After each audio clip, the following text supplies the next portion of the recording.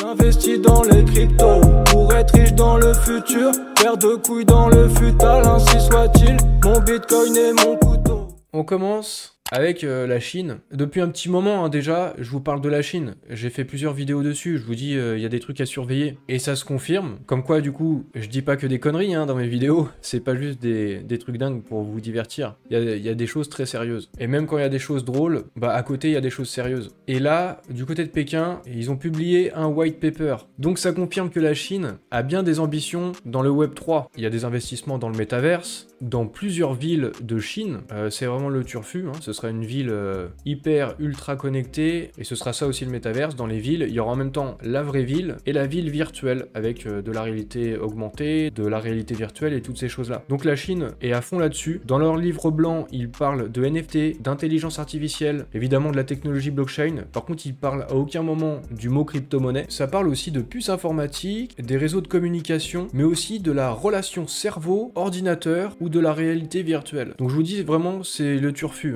c'est la science-fiction. La Chine va aller à fond là-dessus. Et à ce propos, il y a aussi du côté de Neuralink, une des entreprises d'Elon Musk, les autorités américaines ont donné leurs accords pour tester les implants cérébraux connectés sur des humains. Il y avait déjà eu des tests sur des animaux, maintenant ça va être sur des humains. Donc voilà, c'est le futur. Je suis pas spécialement fan de la puce dans le cerveau, devenir à moitié une machine un petit peu. Bon, c'est spécial, j'ai quand même l'impression que ça arrive. Et entre ça, les implants dans le cerveau, l'IA, les cryptos, on arrive vraiment dans ce monde en fait des cyberpunk. Dans les jeux vidéo, le jeu cyberpunk, mais il y a aussi Deus Ex, c'est un jeu auquel j'ai joué du coup maintenant c'est il y a longtemps, et je trouvais ça très intéressant. Je me disais qu'il y avait des chances que ça puisse être justement un peu le futur quoi. Maintenant on y arrive, et ça se trouve dans une dizaine d'années, il y aura des humains avec des puces dans le cerveau, on va vivre dans des villes, en même temps on aura des lunettes, on verra un autre monde que le vrai monde réel et physique, il y aura les deux en même temps, c'est une dinguerie. Et à une époque, tout ça, c'était de la science-fiction, c'était dans des jeux vidéo, c'était dans des films, dans des livres. C'est en train de se concrétiser petit à petit, mais de plus en plus rapidement. Et rien que sur l'intelligence artificielle, je trouve, ce qui n'était pas possible il y a 3 mois, 3 mois après, ça devient possible. Donc, je sais pas, dans quelques années, où est-ce qu'on en sera, quoi. Dinguerie. Je reviens à la Chine, Hong Kong, mais qui fait quand même partie de la Chine, et ils vont lancer un stablecoin pour faciliter les transferts de fonds rapides et sécurisés. Donc, comme je disais, Hong Kong, c'est quand même la Chine. Ça c'est cohérent, là, avec la news d'avant, avec le white paper publié par Pékin. Et il y a Brian Armstrong, le boss de Coinbase, qui s'est exprimé un petit peu là-dessus, notamment sur la réglementation US qui devient contraignante et qui pousse les entreprises US du secteur des crypto-monnaies à aller vers l'étranger. Et il a notamment parlé de la Chine. Ça pourrait être la Chine en fait qui va se révéler être gagnante de cette politique restrictive aux États-Unis. La Chine qui, en apparence, a tourné le dos au Web 3, mais c'est pas le cas du tout. La Chine a carrément pas du tout abandonné le Web 3 en fait, c'est le contraire. C'est ce que je vous disais avant, ils s'intéressent de ouf à la technologie NFT, au métaverse et tout ça. Ils encouragent leurs grosses entreprises de la tech à s'y intéresser et à travailler sur ces problématiques. Il y a l'histoire du white paper en plus là récemment, et les autorités sont en train de discuter du potentiel de ce nouvel internet et du besoin d'investir lourdement dessus. Donc ils risquent d'envoyer de la thune sur le Web 3, en tout cas en Chine, et dans un premier temps à Hong Kong. On parlait de stablecoin à Hong Kong, mais il y a aussi un stablecoin maintenant sur Ordinal, sur le réseau Bitcoin. Je sais pas où est-ce que ça va aller cette histoire-là. Est-ce que ça a de l'avenir ou pas? Le stablecoin, il s'appelle Stably. On verra bien où est-ce que ça mène. Je sais pas du tout si c'est qu'une hype, si c'est qu'une mode, ou si ça va perdurer. On verra, mais c'est quelque chose qu'on peut surveiller de loin. Je sais pas s'il y en a beaucoup qui sont sur Twitter parmi vous. Il y en a quand même une bonne partie, et moi je suis dessus. Alors évidemment, ça entraîne des questionnements, ce qui est en train de se passer entre Twitter et l'Union Européenne. Et il y a Thierry Breton qui a prévenu, en gros, si Twitter, Elon Musk, ne se plie pas aux exigences et aux conditions, Twitter sera banni de l'Union Européenne. En fait, c'est parce que c'est les plateformes comme Facebook, comme Twitter,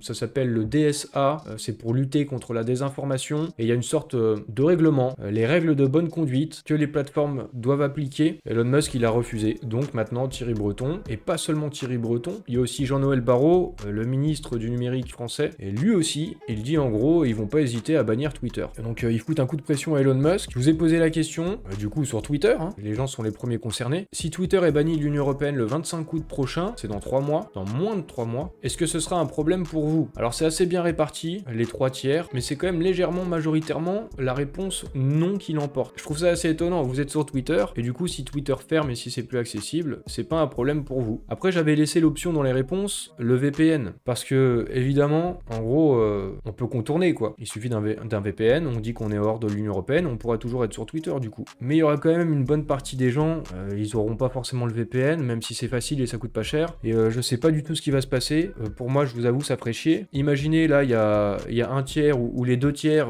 je sais pas, de ma communauté qui n'est plus là. Même si moi j'utilise un VPN, je vais un petit peu parler dans le vide. Alors est-ce que tout ça, c'est un petit peu sortir les gros bras? Elon Musk qui dit non, est-ce que finalement il va dire oui? Comment ça va se passer? Est-ce qu'ils vont vraiment bannir Twitter? Je vous avoue, c'est bizarre. Si je dois prendre un VPN pour être sur Twitter, j'aurais un peu l'impression d'être en Iran ou en Chine ou j'en sais rien, pour pouvoir contourner les restrictions de mon gouvernement. Je trouve ça bizarre. Je sais pas si ça arrivera jusque-là. J'ai voulu prendre un petit peu la température avec vous, savoir ce que vous en pensiez, mais en fait, vu que je prends la température régulièrement à travers les réseaux sociaux, YouTube, Twitter, peut-être plus Twitter bientôt, à travers les messages privés, ce que vous me dites, j'ai essayé de savoir un petit peu où est-ce qu'on se situait dans le cycle. Et vous connaissez probablement ce graphique-là sur la psychologie des marchés.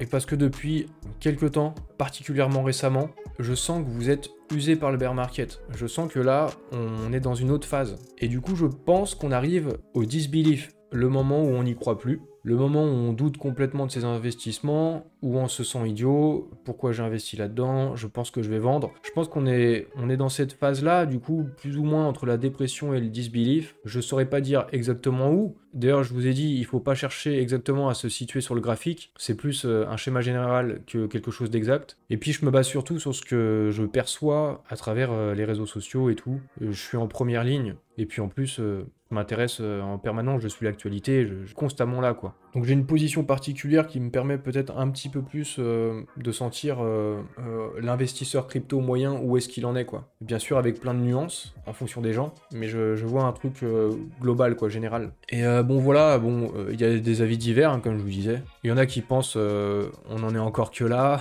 Bon, quand même pas, faut pas déconner. Il dure depuis longtemps quand même ce bear market.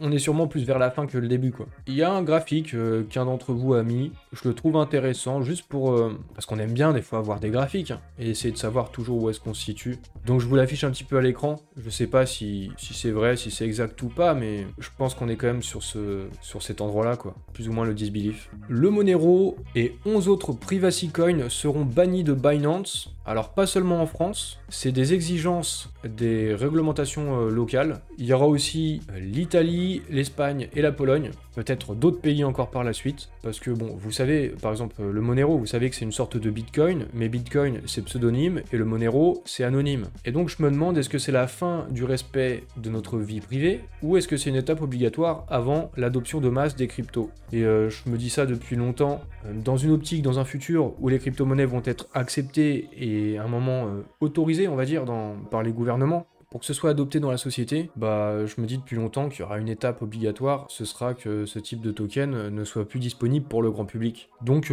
quelque part, c'est peut-être bon signe, et le signe qu'on se rapproche de l'adoption. Je sais pas ce que vous en pensez, mais je vois ça un petit peu comme ça. Je vais aller vite sur cette nouvelle. Mercedes qui dévoile une collection NFT via sa branche Web3. En fait, c'est des trucs qu'on voit chaque semaine, presque dans mes lives. J'arrête pas de vous le dire, j'arrête pas de me répéter. Une autre fois, c'était Michelin, un autre coup, c'est une autre entreprise. Mais à chaque fois, on voit des grosses entreprises qui considèrent tout ça de manière très sérieuse, le Web3 et les NFT. Qu'on soit en bear market, en bull run ou pas, c'est quelque chose qui les intéresse. Les NFT, ce sera adopté dans la société, j'en suis à peu près sûr. Parce que si ça progresse en période de bear market, j'imagine même pas quand on sera en bull run, quoi. Et la technologie NFT fait même son entrée dans le monde de la F1. À compter du Grand Prix de Monaco, les spectateurs des Grands Prix de F1 auront désormais la possibilité de recevoir un ticket numérisé et tokenisé sous forme d'un NFT. Je pense que la tokenisation des produits, des biens et des services, c'est quelque chose qui a vraiment de l'avenir. Je pense que ça intéresse beaucoup les institutionnels. Ça rend le marché beaucoup plus liquide. J'ai la conviction que tous les types d'actifs seront disponibles sous format numérique à l'avenir. Et là, on en voit déjà les premiers signes, là, avec ce qui se passe avec la F1, mais aussi avec une nouvelle récente sur Multiversix. Alors, dans un premier temps, je m'étais posé la question, suite à un tweet d'Horus, qui laissait entendre qu'il y aurait une nouvelle qui serait annoncée très bientôt, parce qu'ils étaient en discussion avec Multiversix. Horus, ce qu'ils font, c'est de la tokenisation de métaux précieux, donc l'or, l'argent, le platinium, et ça a été confirmé par X-Money, donc il devrait bien y avoir des tokens backés par des métaux précieux, tels que l'or, sur la blockchain Multiversix. Ce dernier point, j'en suis pas tout à fait sûr, on va voir ça. Là, je fais un petit point sur cette nouvelle. En tout cas, il va être possible d'acheter de l'or tokenisé sur Horus, et via X-Money en fait. X-Money comme moyen de paiement. Alors, regardons ça de plus près. Horus intègre X-Money comme moyen de paiement. Alors c'est un partenariat de long terme, il y a des discussions déjà depuis longtemps en fait, quand c'était déjà encore Elrond, et du coup maintenant, le réseau Multiversix est supporté, a priori, c'est ce qui est écrit ici dans cet article. En tout cas, au moins pour payer en EGLD et en UTK, pour acheter de l'or tokenisé, argent, etc. Qu'est-ce que c'est Horus? En fait, ils ont une carte, et cette carte, c'est plutôt une sorte de wallet. C'est un wallet un petit peu à la Ledger, en fait, sur lequel on peut mettre des actifs tokenisés, de l'Ether, du Matic, de l'USDC, et évidemment, les métaux précieux tokenisés. Et il y a une application, donc on peut gérer comme ça ces actifs numériques. Et en fait, on peut acheter cette carte, ce wallet du coup, en utilisant X-Money. On voit ça ici, acheter en crypto avec X-Money. Et en fait, c'est un petit peu comme une sorte de PayPal, X-Money. Et c'est amené à être utilisé aussi comme ça, de cette manière-là, par n'importe quel type de commerce. Que ce soit un restaurant, un théâtre, pour vendre une boutique qui vend des vêtements, pour acheter un hot dog, voilà, toutes sortes de choses quoi. C'est un truc qui peut intéresser beaucoup de monde, acheter de l'or tokenisé, parce que c'est une façon de s'exposer à d'autres actifs tout en restant en crypto. C'est hyper pratique. Vous n'avez pas à retourner en euros, parce que quand on retourne en euros, vous savez qu'il y a l'imposition des 30%. Donc ça permet d'être beaucoup plus fluide et plus liquide. Et il s'agit de vrais métaux précieux. Alors ils appellent ça du T-Gold, du T-Silver, T-Platinum. C'est véritablement backé par des lingots, stockés dans un coffre. Donc c'est adossé à 100% par des métaux précieux. Ça permet d'avoir aussi une certaine stabilité par rapport aux crypto-monnaies. Quand on prend ses profits, par exemple, pendant un bull run. Et puis derrière,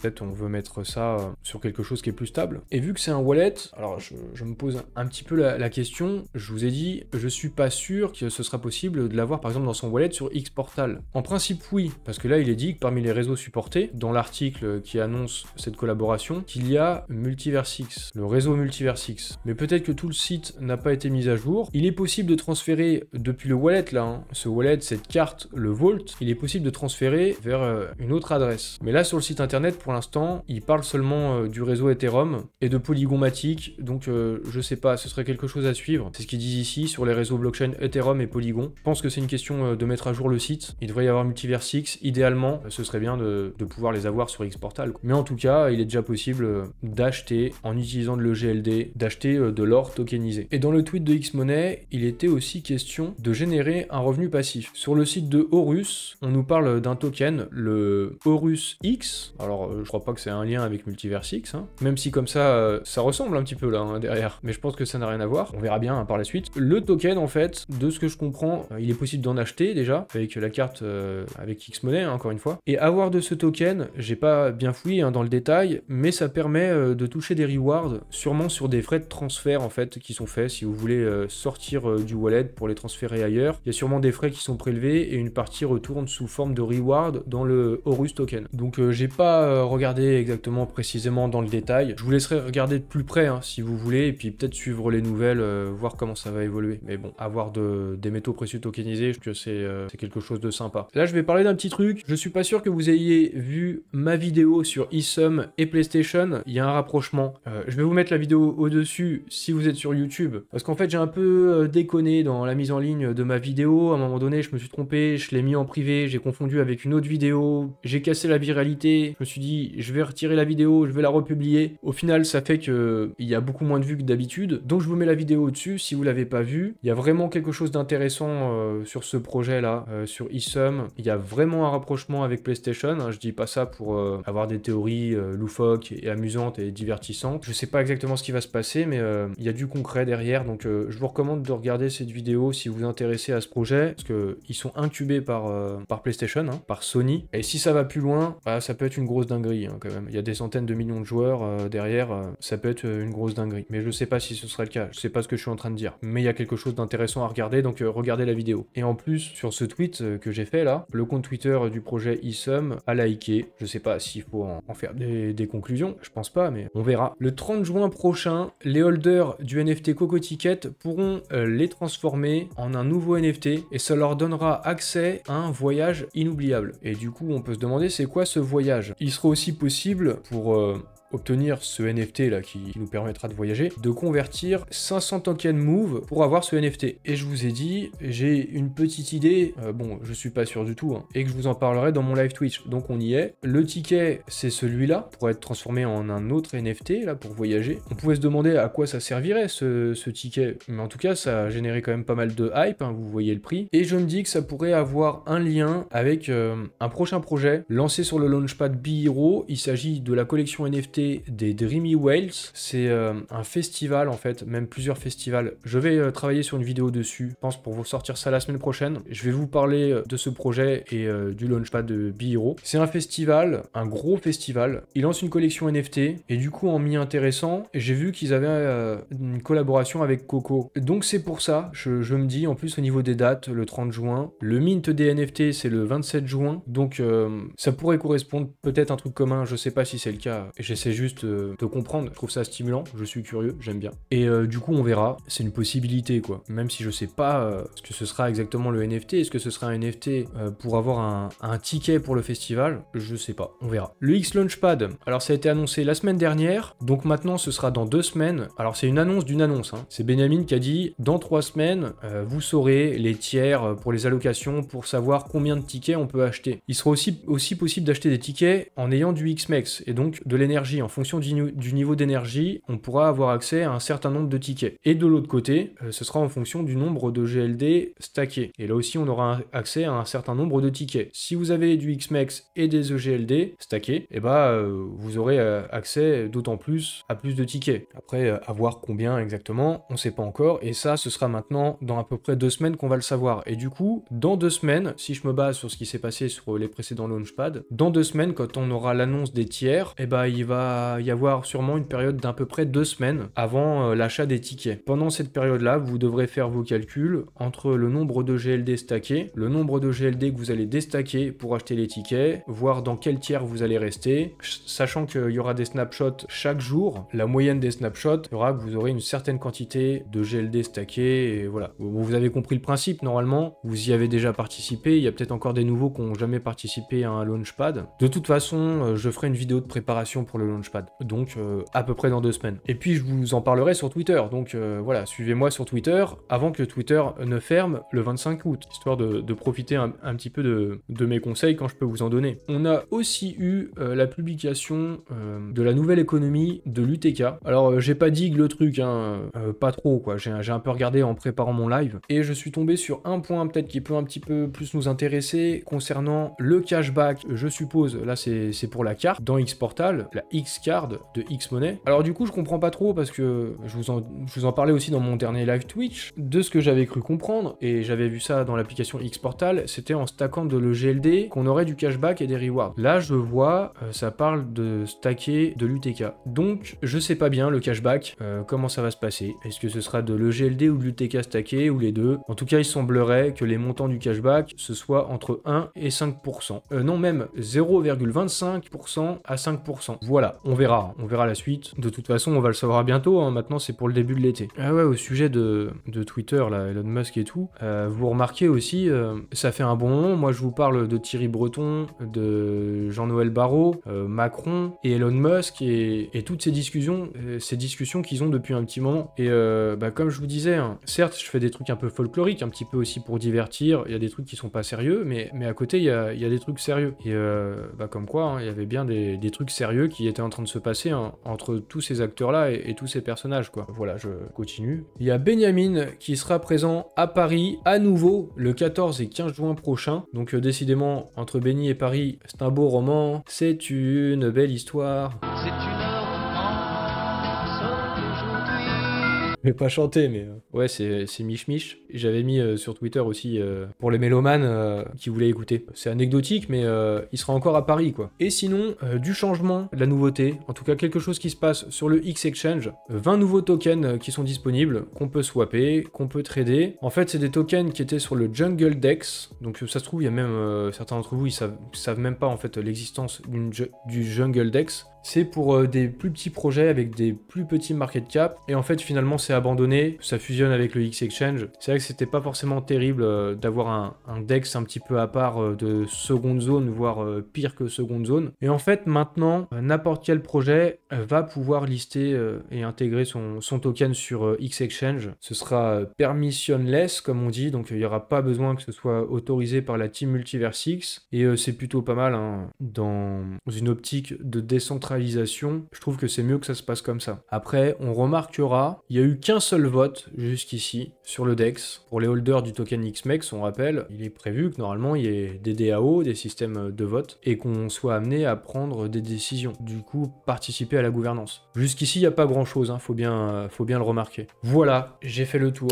Je vais vous souhaiter une bonne fin de journée, puis on se revoit en principe hein, la semaine prochaine, le jeudi après-midi, pour un nouveau live Twitch. Salut et à bientôt!